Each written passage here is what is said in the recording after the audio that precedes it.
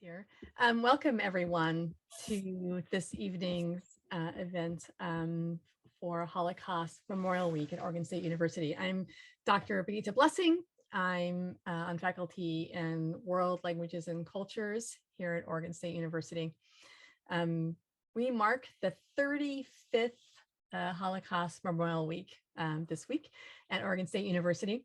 And we're able to maintain the policy of free admission because of our regular donors. And they include the Center for the Humanities, the College of Liberal Arts, the School of History, Philosophy and Religion, the Provost Fund for Excellence, the City of Corvallis, Betam, and many private donations to the OSU Foundation's Holocaust Memorial Fund. If you would like to support future programming for Holocaust Memorial Week, you can donate at the fundraising link on this page that we're putting in the chat, which also has the all of the events for this Holocaust Memorial Week this year. You could go to the fundraising, click there if you like, and also look at the events and also past events as well. And you'll notice also there are other gifting options for Holocaust Memorial Week that you can explore with OSU's foundation. I'd like to introduce our tonight's guest speaker, Joe Hess. He was born in Fulda, Germany in 1932 and was in one of the last Kindertransport or children's transport programs. Many of you are familiar with the Nazi pogroms against Jews in November 1938, often referred to as Kristallnacht or Night of the Broken Glass. In the wake of that violence, Great Britain expanded the number of unaccompanied minors it would accept as refugees. Between December 1938 and May 1940, for some context, Great Britain accepted about 10,000 child refugees, most of them Jewish, on temporary visas, with the understanding that they would return to their families after the war. Most of them had no family to return to. In early 1939, Joe Hess and his older sister were part of a Kindertransport evacuation, and he lived out the war in England. And after it ended, he immigrated to the US. We are thrilled to welcome him tonight and to be able to hear his story. He will speak for approximately half an hour, and then we will be able to take questions. You'll be able to post them in the Q&A forum, and I'll moderate. Do note that when you post a question, you might not see it posted, but I will see it. So with that, thank you so much, Joe. Welcome. Well, thank you for having me. It's my pleasure to speak to all of you. And everyone knows about the Holocaust, but most people refer to the Holocaust as all the horrible things that were happening in concentration camps. This is a unique thing where I was one of the fortunate ones to be saved. So I'll tell the story of that. But yes, I was born in 1932 in Fulda, Germany. You could say I was born at the wrong place at the wrong time, because in 1933, Hitler came to power. As you've all been studying, you know all the laws that were passed to eliminate any citizenship for German Jews. This went on in the 30s, and of course, I was a really youngster. Don't know what happened then, but I do remember that as the years when I was 4 or 5 years old, things did happen that affected me. My father was taken away to work on the Autobahn, and he did come back, but it was forced labor, slave labor. And I started my schooling, early schooling at age 4 or 5, and it was a Jewish school. And the only way we could get in and out of the school was my headmaster would have to take a whip and whip the Hitler Youth away from the doors. So that affected me. And of course, I didn't realize it. My sister was a lot older. She realized more than I did. What was really happening until 1938, when you had Kristallnacht, and all of a sudden, all the synagogues, including mine in Fulda, were burning. And I could see that. I was at my grandmother's house. And it was really tragic. Before that, a lot of the German Jews didn't want to leave Germany. They fought in World War I. Some were heroes. I'm sure you studied this. So 1938 was really the peak of the disaster that was going to happen to all of us. And a lot of the Germans tried to emigrate to the United States. There were 300,000 applications going to the United States. And at that time, the only visas available were 27. So what happened was, how do we save the children? In 1939, I have to read this so to make sure I get it right, that you had the senator from New Jersey and Senator Wagner and Congressman Rogers introduced a bill to allow 10,000 children in 39, 40, and 41 into the United States. That bill never left committee. It was defeated even in committee, so there was no chance. But in England, what the parliament did, they passed a bill to allow 10,000 unaccompanied children, 17 years or younger, with the intent that they would house them with people in England, families in England, to be returned to their parents after the war. At least that was the goal. My parents were very fortunate to find out about it. And in March 1939, my sister and I were placed on a train by my father and mother. You can imagine the traumatic thing that was. I was 6 years old. All I remember is I had my little suitcase and I was holding my hand with my sister. Everybody was crying and I didn't know why. But they said they would see us in a couple of years. I assumed that was right. At 4 or 5, 6, 7 years old, you make that assumption. But what happened was we got on the train and we ended up in London at Liverpool Station. If anyone goes to England or you go to London, you can visit Liverpool Station. And there's a statue of 2 little children being holding hands with their future family. So the family that selected us was interesting. They had 3 children of their own. He was just a taxi cab driver. And in order to house us, and they had to pay £50, which was a lot of money at that time, to show that they wouldn't be a burden on the state, on England, which they did. So I had a foster sister that was as old as my sister. I had a foster brother who was my age, and I had a little foster sister. So that's the family that I was introduced to. Of course, we had a major problem. We didn't speak a word of English, and they didn't speak a word of German. But somehow, with dictionaries in hand, my foster father and mother were able to communicate with us so that we would understand going to bed, all the normal things, you know, eating and everything else. And it looked like it was going to be fine. I started school. Unfortunately, September 1st, the war broke out. So what happened in London? We lived in London, and the British government decided that Hitler was going to bomb London, so they wanted to save the children. So all the children of London were evacuated September 1st. So my family, my British family, we were all separated. I ended up on a farmland, and which was very interesting. I won't go into that. But my British parents decided that that wasn't good enough. They wanted the family to be together. So they bought a house in a town called Letchworth, Hertfordshire. It's about 35 miles northeast of London. And that's where we were housed, and that's where we lived during the World War II. Now the story about that town. Beautiful town, great school. I loved going to school, except I had one problem. I was German and I was Jewish. So I was the dirty Jew in class. And of course, at that age, I did a lot of fighting. I had to protect myself. My foster mother used to have to go to the headmaster of the school to tell him to stop the fighting with me. But now that I'm older, I understand what was going on, because my classmates, my English classmates, their fathers were in the war. They were all soldiers. So their families were saying, our soldiers are over there and you're over here taking the place. So I can understand that now. But then, of course, as a child, you don't do that.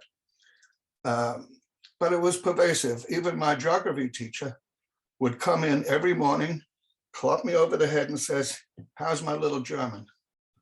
And that was pervasive. But I survived. I made friends. I love sports, so I became a great soccer fan, a great cricket fan, which I still am today. And but one thing I have to tell you that is important. We were Jewish, and in Germany we were most of the Jews were Orthodox, which means that we were compliant with all the laws of Judaism. My English family was non-observant. They were Jewish, but they didn't observe the holidays. But they afforded me the opportunity to go to a Hebrew school. They afforded me the opportunity to still be bar mitzvahed, and they made sure that I had that education, saying it was important to my family. That's how kind they were. I still, even today, when I'm talking to you and I talk to other people, I can't help but thank them, and thank them. They're all gone, but if it wasn't for England, if it wasn't for them, I couldn't be speaking here tonight. So the war went on, and I don't have to tell you about the rationing and everything else. That's not important. The important thing was that we lived near two American air bases, Stiepermordel and Bassingbourn. And because my sisters were old enough to date, we would have these young airmen, pilots, co-pilots, bombardiers coming over to the house to date my sisters. The only problem was the loss of American pilots was horrendous. We would, as children, we would stand there and we would count the planes going over and then count the planes coming back. And the losses were very, very great. And I remember one of the airmen, one of the pilots, took me to the base, and he took me there, and I had my first banana, I had my first orange, and most important, I had my first chewing gum. And that was my introduction to a little bit of America. And he never returned. So it was a kindness, and I'll never forget that. And I'll never forget the what all those people that died did for winning the war. They were very, very, very brave. So one of the soldiers fell in love with my foster sister. And that date lasted a long time. And in 1945, when the war was over, they decided to get married. He came from a town called Millville, New Jersey. And I don't know whether anybody knows where Millville is, but it's right near Atlantic City, between Atlantic City, Vineland. It's the chicken farm area of New Jersey. And they got married and went to the United States. And the war was over. We were still going to school. I was getting ready to matriculate. An English system is entirely different. You take a test when you're 11 years old. It's called the 11s. And if you pass it, that takes you on to a coursework that you can go to college. Otherwise, you're studying things like plumbing and everything else. But I was ready to go to college, but we now reached the age of 16. And my foster parents said, you know what? You're going to have to go to the army. We don't like that. So we're going to try to emigrate to the United States. So my foster sister and my brother-in-law, they sponsored us. And in 1948, we moved to the United States. I'll never forget that because I live near Long Beach and we came across on the Queen Mary. And now the Queen Mary is in Long Beach. And what I remember about the Queen Mary is I do not take to being in the ocean. And we landed in Plymouth, ready to get on the ship. We got on the ship and I got very sick, and the steward came by and he said, I say, young man, what are we going to do when we leave the port? That's how bad it was. But I suffered through 5 days of the ocean, saw the Statue of Liberty, and was disappointed not to, because I told the streets in New York were made of gold. And I did not see that. Reality set in. So we moved to New Jersey and we opened up a chicken farm like everybody else did. We had 10,000 chickens. I went to high school. I loved high school because the English education system was far ahead of America. So I was already going to calculus, and they were still on algebra. So I had a free ride. They said I couldn't go to college unless I had American history of all things. So I did that. In 1950, I graduated high school, and I decided I didn't want to be a chicken farmer. I wanted to go on and do other things. So I had a scholarship to Rutgers University, and I started university. And then the war broke out. The Korean War broke out in 1952. I had to go in the military, even though I wasn't a citizen. So I was in the Air Force, and they didn't know what to do with me. So I took a series of tests, and they said, "You're very good in math and physics. We need meteorologists, so we're going to train you to be a meteorologist." I said, "Okay." So I went to school and learned something about radio songs and all these things. And they sent me to a research lab in Boston, which was very interesting.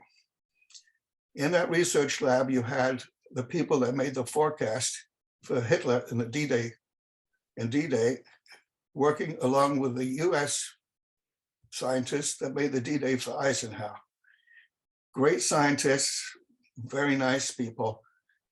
It showed me the human nature, that you could forget all those things working together. So that was a very, very good move for me. And it was a good move for me because I met my wife there.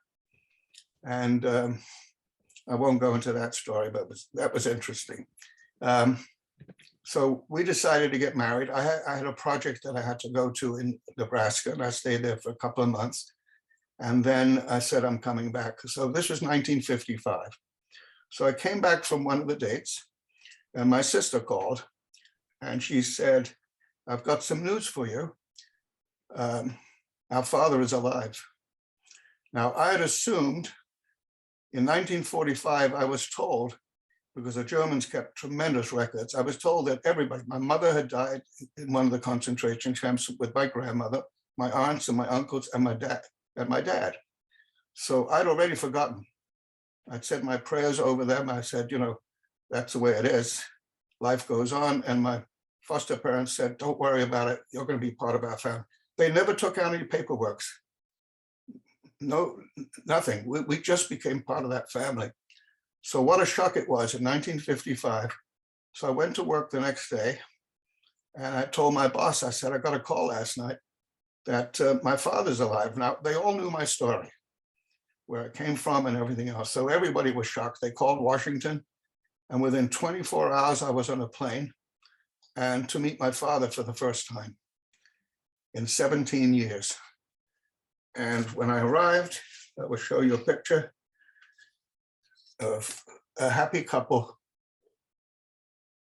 If you can see that. My father, I recognize.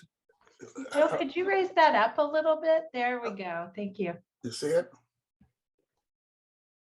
Yeah. So I recognized my father,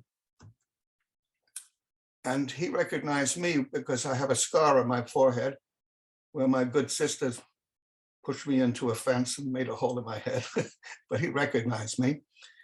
And it was wonderful. I didn't speak any German anymore.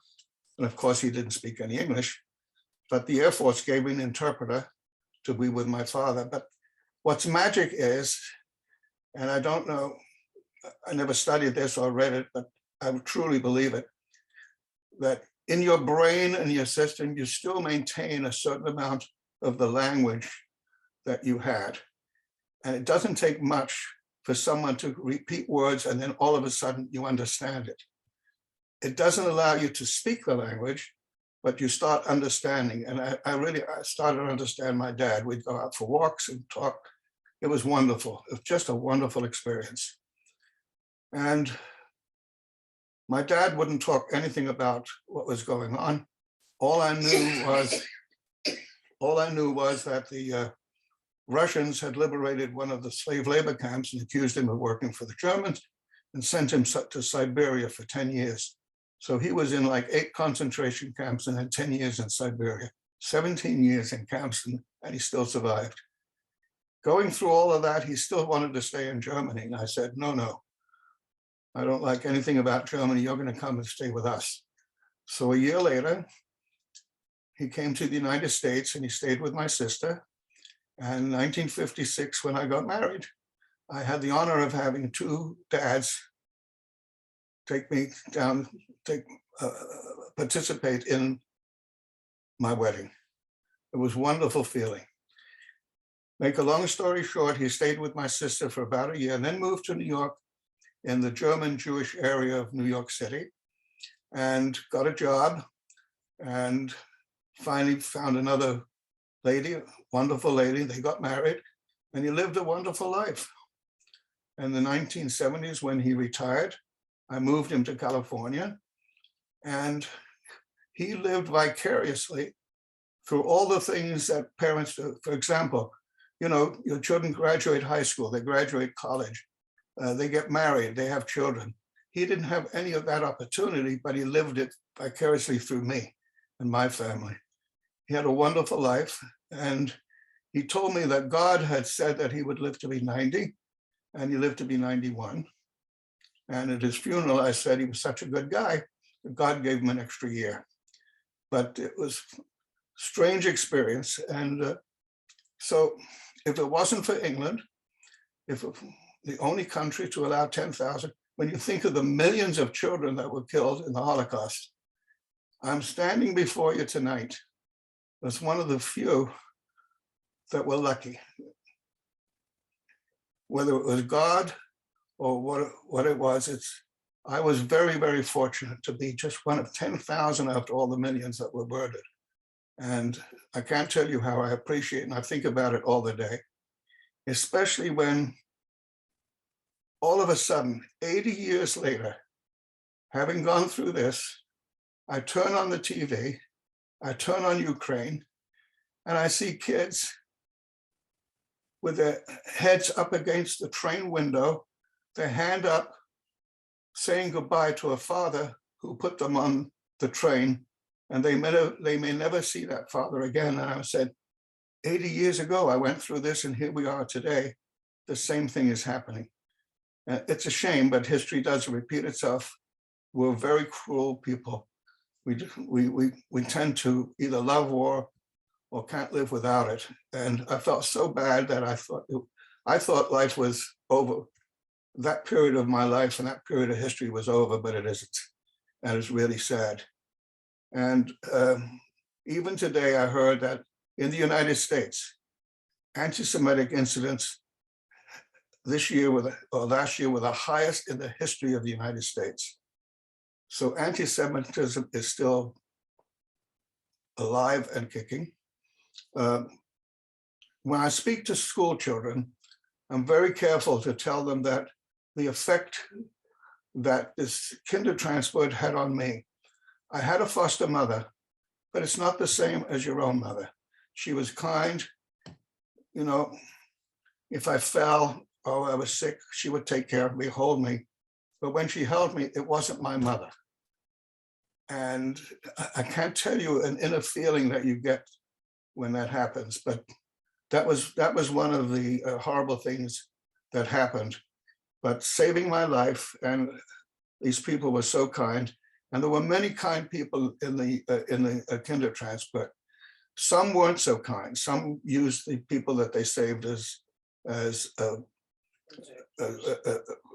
housekeepers, et cetera, but most of them were very, very kind, giving of themselves. So I appreciated that. And I tell the kids today, I said, you know, don't take your parents for granted.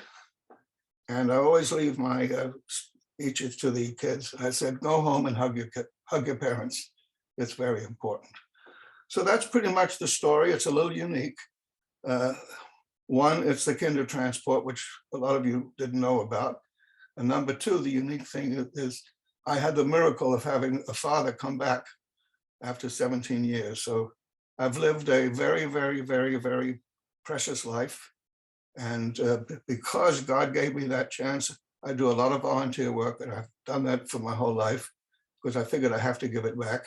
And when I had the opportunity, when the Holocaust Museum called me, I said, absolutely, I would tell the story. And I've been doing that for years. And I've been going to schools in Southern California. And it's fascinating when you see these children, 7th graders, for example, 100 of them sitting on the floor, and the teacher's trying to keep them quiet. And I start talking and all their eyes are on me. And I really get to them and I enjoy it. So that's my story. And I'm certainly certainly available for questions as long as you want.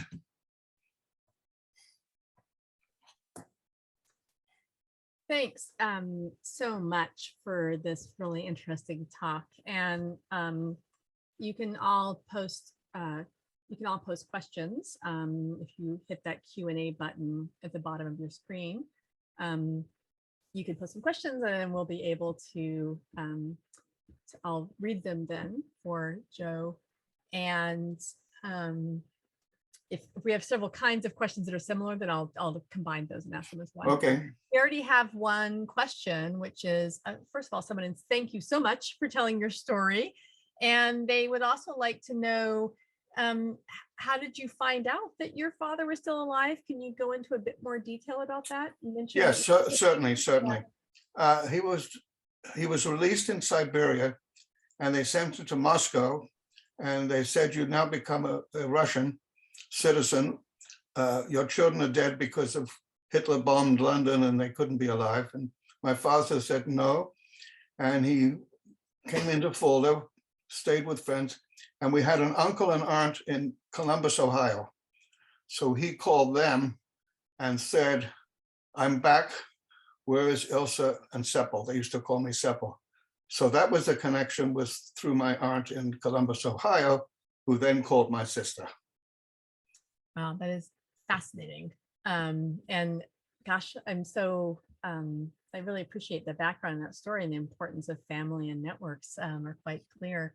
So we have another question asking how your sister dealt with the situation. You said she was a bit older. Were there different kinds? Oh, much, much, much different.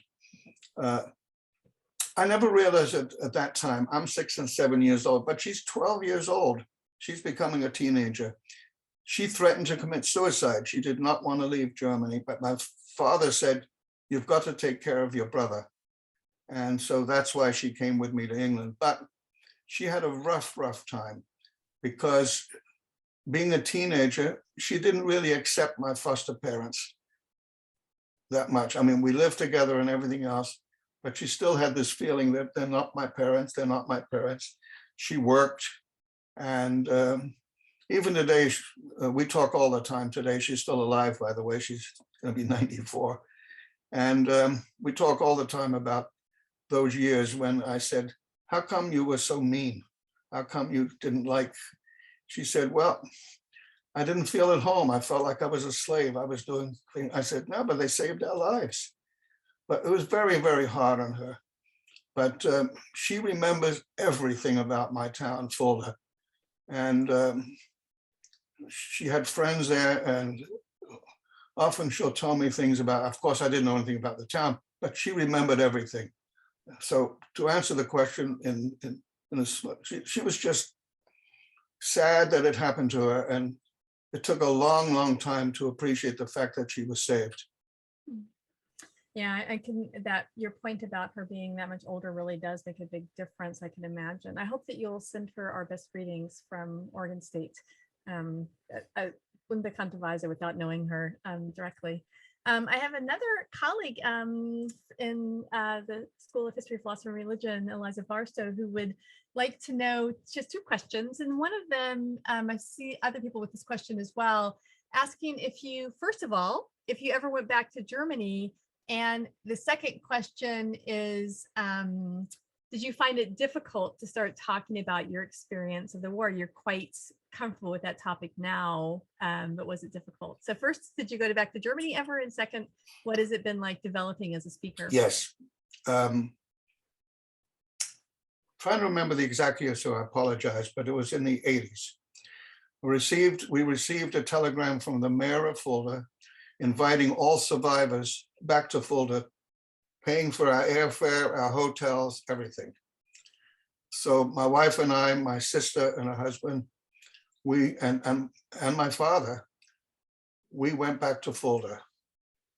And it was very traumatic. They met us at the airport in Frankfurt, and they treated us royally. I mean, we were royalty. But in the back of my mind was, I don't understand. And I had a discussion with the mayor who started this. And I said, what I didn't understand was Fulda if you look it up, is the center of the Catholic religion in Germany. St. Boniface is buried in Fulda. So the only people in Fulda were either Catholic or Jewish. So I said, how could good Catholics, good friends, good neighbors do what they did, put us on calicots and get us into concentration camps? It wasn't us, it was the Nazis. And I said, I'm sorry, it doesn't hold truth with me. But anyway, lo and behold, the school, my Jewish school, they turned it into a museum and a synagogue. And we had a ceremony initiating that, which puts, if you understand what the mezuzah is, they put on the door. And they brought a rabbi in from Berlin, and we had a ceremony. We were all sitting outside. The policemen all had skull caps on and yarmulkes. And I thought it was wonderful. That night we were at dinner, and someone said, Joe, we were sitting on the outside, and a German couple came by. He was blind, and he asked his wife, what is going on? And she said, the Jews are back. And his comment was, I thought we got rid of all of them. That's a true story. We made friends with a couple of teachers who took us to their house, tell our story. Their teenagers were in tears. They said to their mother, how come we never heard of this? Grandma never said anything. Grandpa never anything. Because there was just this silence for many years, even not taught in the schools. They didn't understand it. So we became friendly with them, exchanged letters, and they said, we're good people in Fulda. Those things, it wasn't us. It was the Nazis. They had the same story. About 2 years later, I read in the paper that the Hitler, what they call it, the skinheads were starting. Where were they starting? In Fulda. So my wife was furious. I remember she said, that's it. And she wrote a nasty letter saying, no matter what you said, you haven't changed at all. That was the experience going back. Now, what was the second part of the question? If what it was like talking initially to co-workers about your experiences in the war. You've been doing this kind of talking with other groups for a long time. How did it start? Was it difficult at first to get started being honest about things? To be honest with you, because of what happened to me, I dreaded anyone knowing that I was Jewish, even in the Air Force. And the Air Force was very, very good to me. And the scientific lab, I had wonderful, wonderful friends there. But gradually the story would come out that how did I get to Boston? And wait a minute, you're not a citizen. And then 5 years elapsed and I became a citizen. And I was a citizen in that lab and everybody celebrated with me. And to me, it was the greatest thing to become a citizen in the United States because I wasn't a citizen of anything. I could claim I was citizenship in Germany, but I certainly haven't citizenship in England. But I became a citizen in the United States and everyone in the lab said, you're going to be a better citizen than any of us. And that's true, by the way. Yeah, I'm reminded when you were discussing, oh, it wasn't us, it was the Nazis.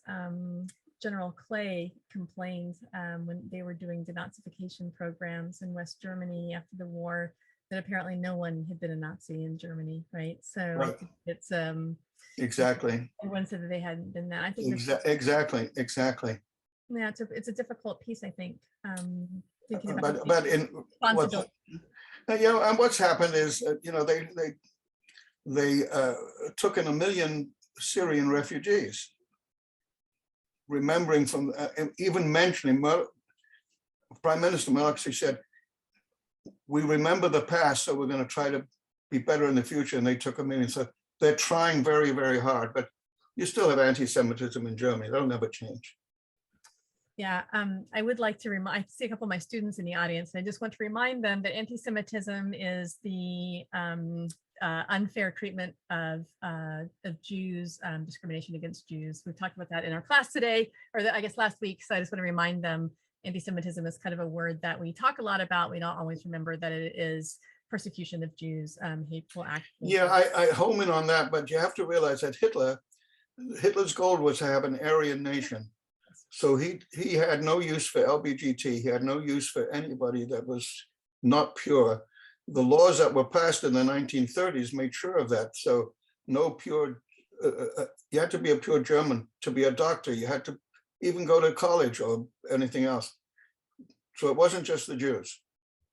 Yeah, that's correct. Right. Yeah. Thanks you for reminding us of that. And a couple of questions about people who are interested in before you left Germany. You said that you didn't remember a whole lot. Did you remember being treated differently by adults or by kids or? No, as a little boy of 4 or 5 years old, when the army came by with a band and the band was playing, you march along just like every kid. You really don't know what's going on. The only thing you realize is the first time when my father sort of disappeared, I was very, very close to my father. We went to synagogue every single week together. And I was very close, even at 4 or 5, I remember that. And all of a sudden he was at a labor camp, but he did come back. So I knew something was going wrong, but no, there was no, I didn't know anything about anti-Semitism. I didn't know anything about anti-Jews. When the synagogue burned, I started questioning even at that age. You know, now I'm 6 years old, and I start really asking some questions and I say, what is going on? And I remember my father saying to me that, yeah, that's happening, but your grandfather had the Iron Cross in World War I, so they're not going to do anything. Right. So the idea that having been a German citizen and having had a decorated veteran didn't actually matter later on, right? Is that Absolutely. Made no difference. Yeah, that's yeah. All you had to read is Mein Kampf. Yeah. I have, oh gosh, there's so many great questions here. You did mention events today and Ukraine, and we have a couple different people who are asking about how does it affect you? And, you know, you mentioned that you're sad and that people keep doing this. What other? I'll tell you the truth. When the war first started, I knew Hitler. Excuse me, slip of the tongue. Putin, Hitler. I knew that Putin was going to go attack Ukraine. I knew that because I study history and I'm good at that. And when he got into power, he wanted to have the Soviet Union back. Didn't like what Gorbachev had done, and he was going to make it. That was his goal. And you look at Ukraine. Ukraine wasn't part of NATO. An opportunity. So I said, well, there's going to be a battle there, but Ukraine is not a small town, a small country. They have a good army, but the war will go on. And if people don't remember, they've been fighting now for what, 10, 15 years, trying to protect the country. But what got to me was when the bombing of children and families, and I saw those people, the families, going on trains, millions of people leaving Ukraine. I cried. I said, that's me. And I said, do they realize there's a possibility they won't be coming back? And there's nothing I can do as an individual except try to support the situation. But the world is standing by, and we're seeing the same thing that we saw with Hitler.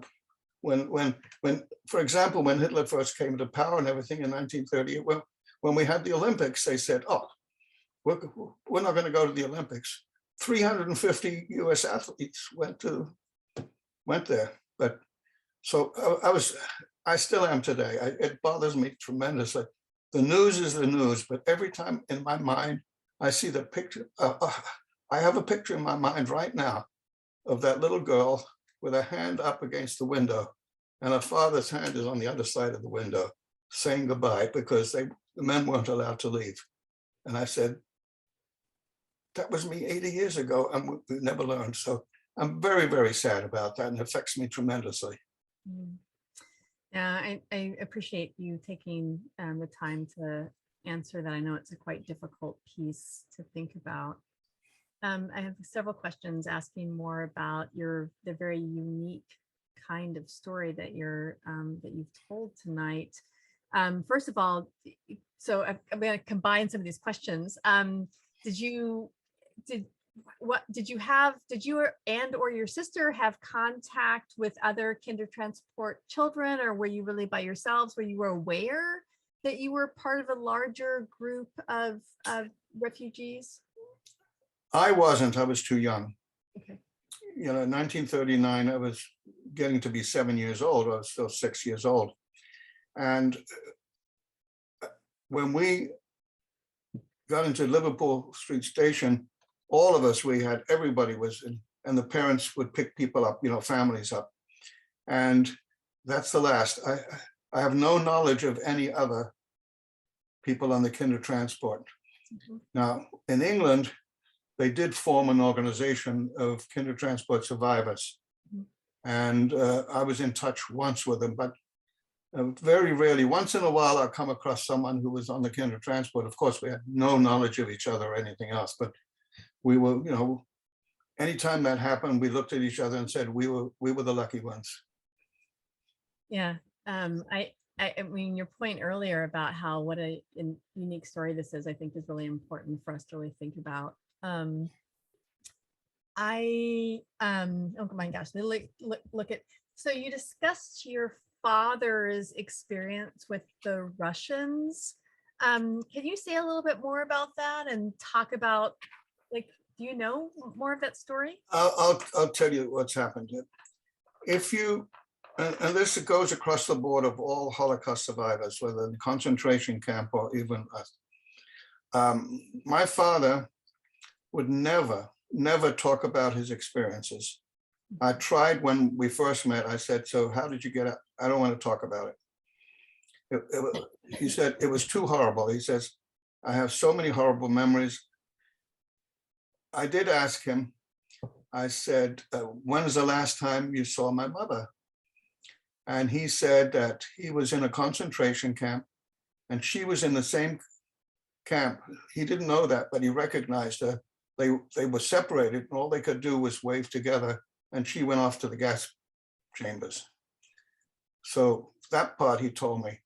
As far as Siberia was concerned, he didn't know why he was taken there, but he said he worked there with, there were American prisoners of war from the Korean War, which no one admitted until that story came out. And he had a lot of stories about that. He was very sick. He got all kinds of, in the concentration camps and in Siberia, he had all kinds of disease, but he survived, but he would not talk about it. Slowly but surely, it's now 1967 or something like that. We sat down one day and I said, you got to tell me what went. He said, it's too horrible. I said, I'll tell you what, instead of talking to me, I want you to write it down. Now, the only thing he could do was write in the German script, you know, the old German script. I said, that's fine. So I went to Long Beach State University and I hired one of the students there, and they took his writing and they formed a book which is about that thick. And it is horrible. It talks about the shooting, the murders, the horrible things in the camp, what they did to people, step by step by step, in every camp was worse. So I decided that should go into a museum, and is now at the Holocaust Museum at Chapman University. But that's the only way we could talk together. He would never want to, he said, it's too horrible a story to tell. It's not like a movie or something like that. It's just bad, bad, bad all over. I mean, can you imagine seeing thousands of people being burned to death, seeing people starving to death, and you still have the strength to work in one of the labor camps? But he said the labor camps, they would put them into a labor camp and they would work there until they died. They were starved and he was strong enough to survive, so they moved him to another labor camp. It really was a miracle that he survived. Yeah, suggestion that he write things down was really, quite brilliant. And I'm really glad that you thought of that. I'm sure that was quite hard for you to read about, and how wonderful that that's a resource that other historians can look to now. So thank you for having had that idea in the day and having donated it. That's the only record we have. That's amazing. What about your meteorologist plan? What did you become a professional? Oh, no. What happened was that I did learn the science of meteorology. They had something called radiosondes at that time, where we would send balloons up and they would measure the temperature, humidity. And at that time you had stations all over the United States, and you would draw a map, putting them all together. And I fell in love with it. I thought it was a nice idea. And I ended up going to Florida State, and I got a degree in meteorology and enjoyed it very much. I left meteorology to go into a lot of scientific. I ended up in the space program, and I had a wonderful, wonderful career in that. That's a story for another time. But yes, I ended up as a meteorologist. Oh, that's fantastic. Let me look at some of these questions here. When you learn, you assume that your family had perished and had been murdered, and you learned that your father was alive. But what was it like for you? Did you have any realization that, okay, my father's alive, my mother really isn't, the rest of my family really isn't? What was that like for you? Well, what had happened was one of my cousins survived the Holocaust, and he moved to Manchester, England. And I visited him. And it is when I visited him that I got the news that my parents had died, and I was the sole survivor. And he said, I'm your only living relative, and you'll stay with me and you'll become a rabbi. My English mother got on a train, came up, took me by the ear and said, no, you're going to be part of our family. Your stories about the your English family, as you call them, are really quite amazing. And do you know what motivated them to take in refugees? I have no idea. There were I'll tell you, there were a lot of good people in this world. And what amazed me, when you see the story of the Kindertransport, other families, for example, taking one child in or something like that, they had 3 children. He's just a taxi cab driver, 3 children of their own. But for some reason, whether it was spiritual, whether it was inner feeling, they wanted to help. And they took us in, and they took us in lovingly. We weren't going to be servants or anything like that. They took us into the loving part of the family. Just amazing, amazing people. Well, I'm very grateful to them. Yeah, unfortunately, they're all gone, but still. Yeah, I mean, it's just an important piece, thinking about the importance of individual act, right? Courage and. Well, I'll take you back to today. Take a look at television. Stories of families that are taking families in all over the world, are opening up the doors and saying, we'll take a family in. One of the refugees from the Ukraine. Yeah, thank you for making that connection. I think that's really important. We have one questioner who teaches at a Jewish school, and they're reading about the Kindertransport right now.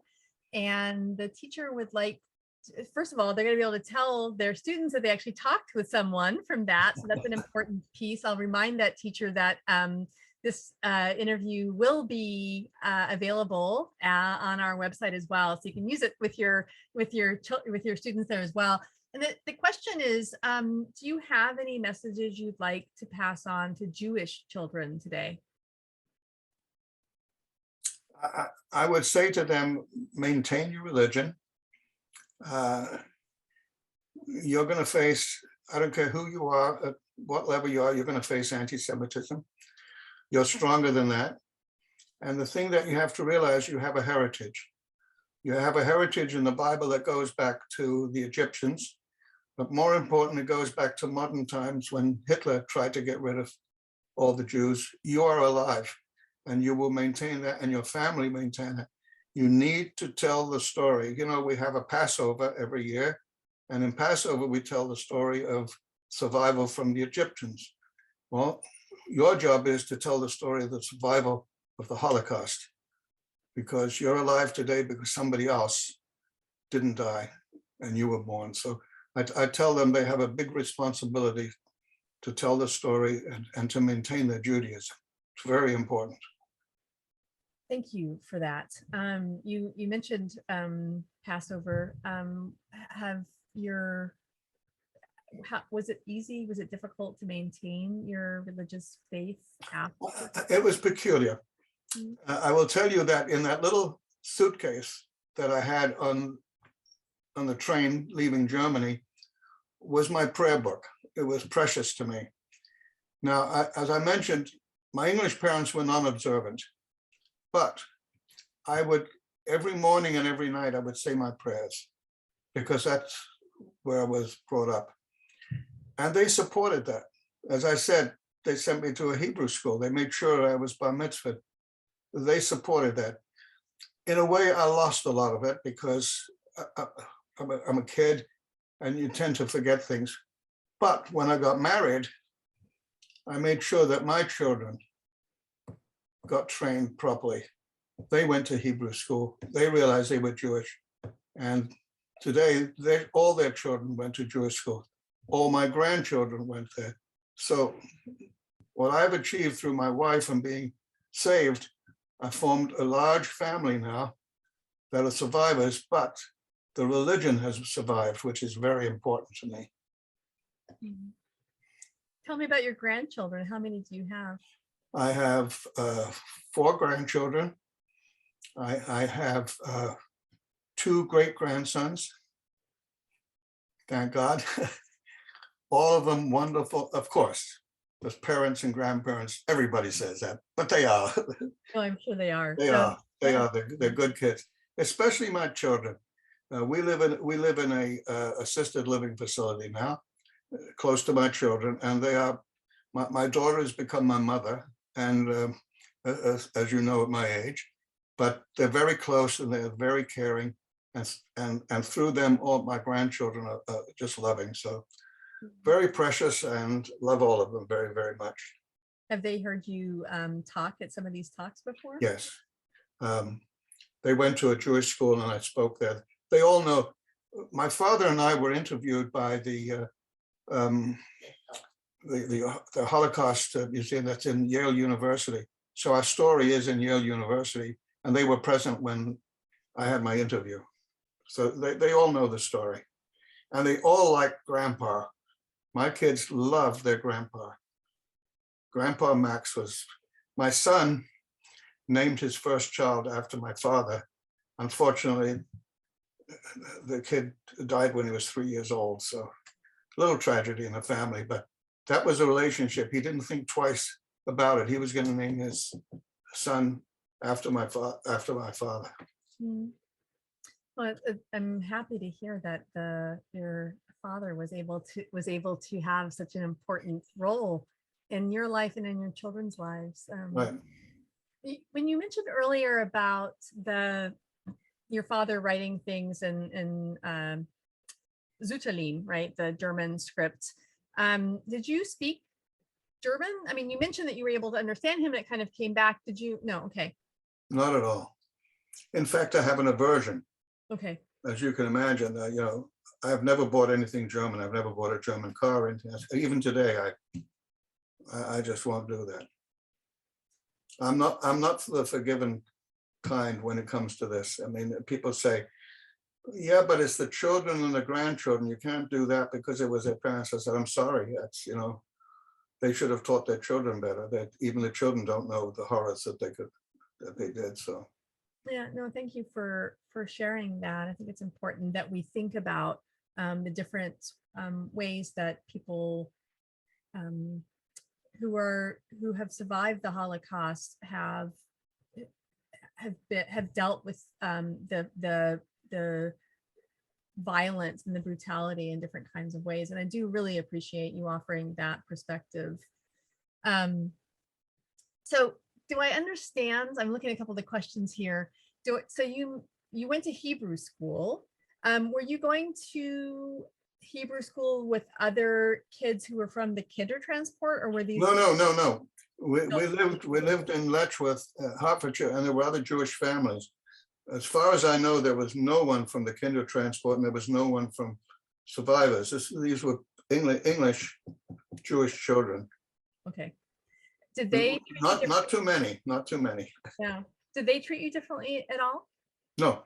No. Okay. Not at all. That's interesting. Yeah.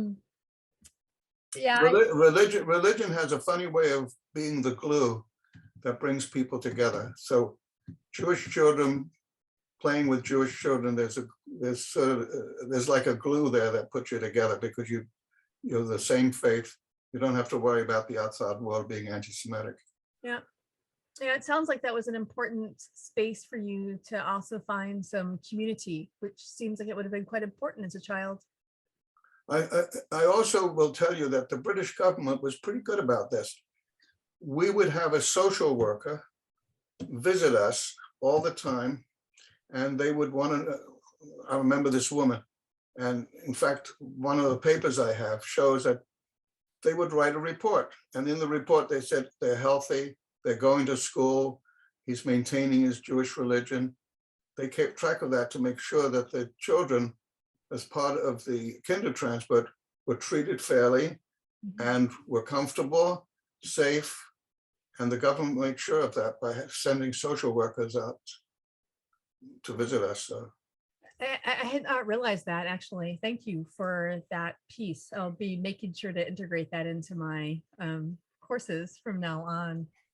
A couple more questions. You mentioned your father and talking with him and how he was important as a grandfather in your family's life. And do you have a favorite memory of him? Yes, one big memory. When my son, our son, was last year, I think in high school, I told him that I was sending him to Israel as part of a Jewish program.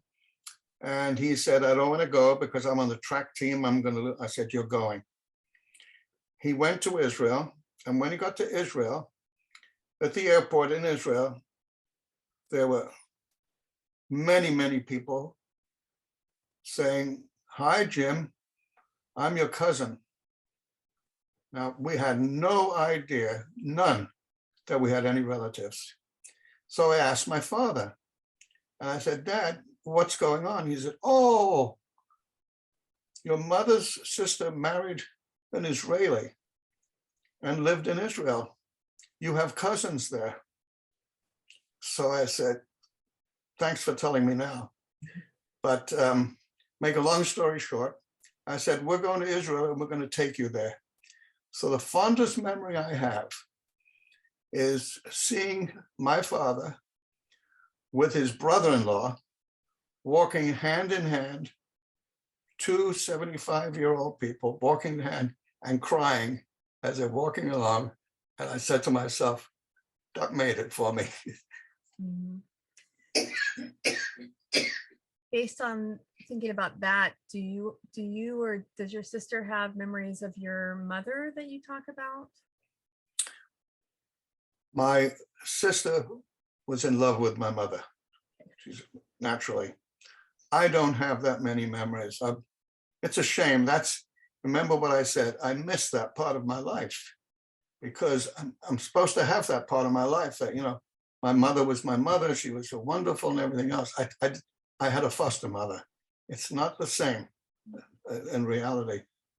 But my sister, she tells me so many stories. She said she was so wonderful, the cooking, and I go over everything, but she always tells me stories about that. But I really literally have no memory. I have more memory of my father because as a young child in the Orthodox religion, it's the men that go to synagogue, not the women. The women stay home and do the cooking. So every Friday I was on the shoulders of my father, and we would come home and then we would have a meal. That's all I remember about my mother and my aunt. Mm. Thank you for that. We have time for a couple more questions. One of my colleagues is mentioning that her partner's grandfather is 101 and also a survivor of the Holocaust. And that he decided not to go back to Austria when the government offered to pay. And I think there were many of these kinds of programs in Germany. And Yes, yes. And he decided not to go back because he was worried that the Austrians would just say it was all the Germans. So I think that's an interesting kind of piece of the kind of reactions. That Yeah, well, for example, I told you the story when we went back. Since then, I've had a couple of other opportunities to go back, offered to go back, and I refused. But I will say there's a woman in Fulda. She's not Jewish, but she's taken on a task of teaching about the Holocaust to kids. And she's done a lot of things of where the synagogue was. She had the kids clean the area out. Wonderful, wonderful woman that is trying to help tell the story. And we're in contact all the time. And I've spoken to the German students, which made me feel good too. Oh, good. Well, thank you for sharing that. Someone else mentions that your story is fascinating and thank you for sharing it. And that their mother is the same age as you and thinking about what could have happened it's been important for them to be thinking about. So thank you for sharing that story. Has anyone ever apologized to you about the Holocaust? Has said, sorry Nope. it happened, or Nope, one of our questions? No. absolutely not. It's total avoidance. It's like it never. I mean, we have a lot of people that deny that it ever happened. If it wasn't for Eisenhower, who made the American troops take photos and movies and everything else and said, sometime in the future, there'll be someone said that this couldn't have happened. Mm. And it's interesting because I have no desire to go back. Mm. I have no desire. I could have German citizenship today if I wanted it. I'm a US citizen. I spent 39 years in the Air Force and Air Force Reserves, and I've always wanted to pay back because even today, even tonight, it gives me an opportunity to pay back a little bit because my story will be told to other people and other people will be using it. And I think that's a payoff for me. Yeah, I think that also you did someone asked about your story and where people can find more about it and how it will continue. And I think that you mentioned a couple different places that you've done interviews for. I think you also done an interview for, I think that maybe it's the Yale interview that's at the Holocaust Memorial Museum. It is there, right. Okay. My father and I were there. And also I was involved a little bit with the HBO series in the Arms of Strangers, which is the story of the Kindertransport. Okay. And I was there when they had some school children there. I wasn't part of the program itself, but they invited me when they introduced the program, and I talked to some kids there because I wanted to see a real person that was a part of the Kindertransport. Yeah, I want to remind people in our audience, if they want to follow up after this discussion today, that the United States Holocaust Memorial Museum is a really fantastic resource for all levels of interest, scholarly, teaching, whatever grade level, and your own interest. And there are a significant number of oral histories there, including Joe's, that are easily available online to take a look at. And some also discussions, a little bit background of the Kindertransport if you're interested in that. So I do want to remind people that there are lots of resources out there, and of course, Oregon State University's Holocaust Memorial Museum website. Well, the fact that you reached out to me proves that the story went out, and I'm available as long as I am alive to tell the story, because I think it's important. Let me tell you just one incident which proves the effectiveness. I was speaking to a basically Mexican-American school in California. And I mentioned to the kids about bullying. I mentioned the kids about that, but I also mentioned what I've done here about the association of not having my mother next to me, etc.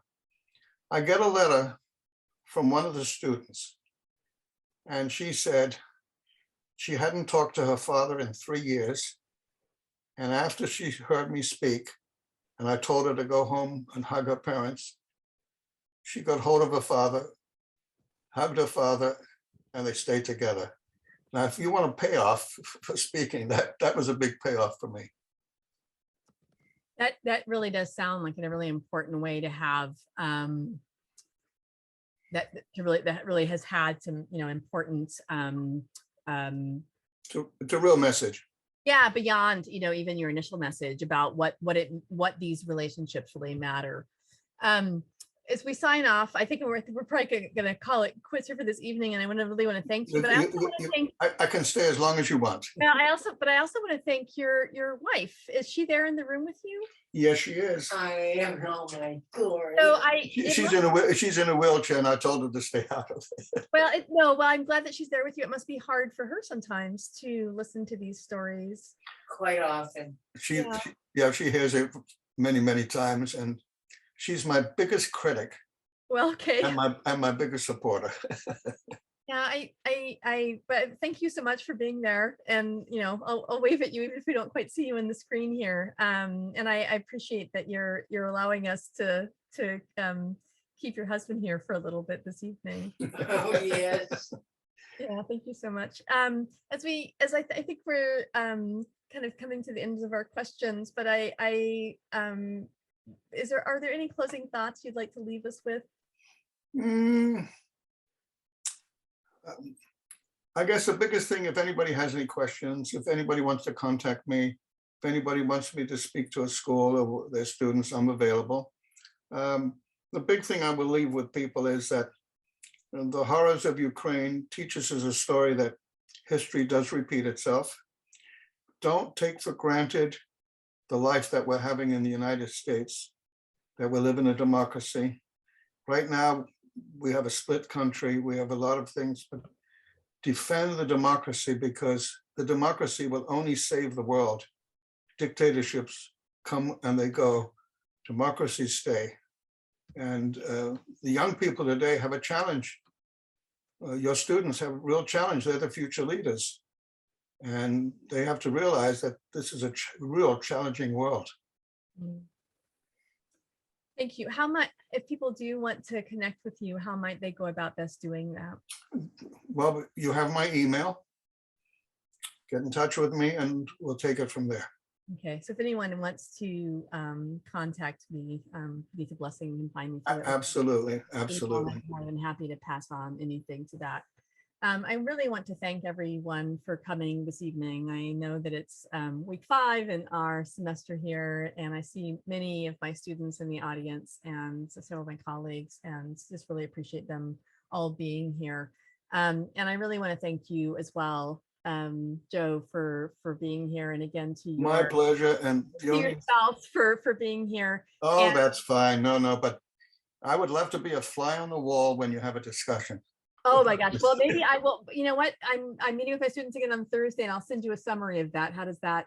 Because it's going to be an interesting thing, because when I'm on the air, so to speak, it's one thing. When I'm not involved, the questions may be different.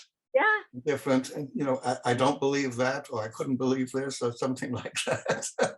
It happens. Trust me.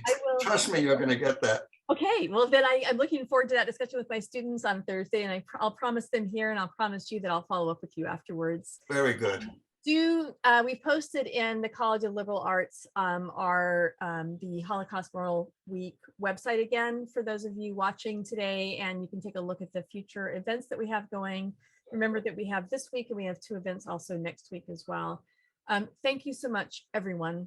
And I really appreciate and you'll send me the portal for a donation. I'd like to make a donation to the school. Absolutely, I will do that. Thank you so much. Yes, that would be really, really welcome. All right. Thank you so much, everyone. Okay. Good night. Thank you.